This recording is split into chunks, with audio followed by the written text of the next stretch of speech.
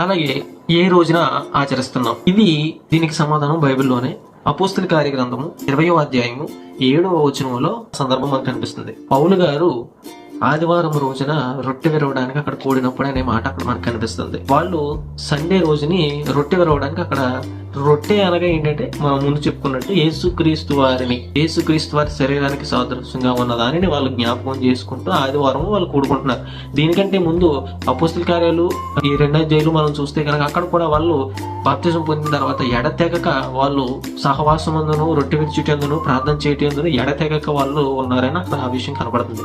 So సంఘం అంతా ఆ రొట్టె విరిచినప్పుడు కూడుకుని వాళ్ళు భోజనం చేసేవారు. అలాగే యేసుక్రీస్తు వారిని జ్ఞాపకం చేసుకునేవారు, ప్రార్థన చేసుకునేవారు, సహవాసంగా కలిసి ఉండేవారు అనమాట. సో ఎడతెగక వాళ్ళు ఉండేవారు.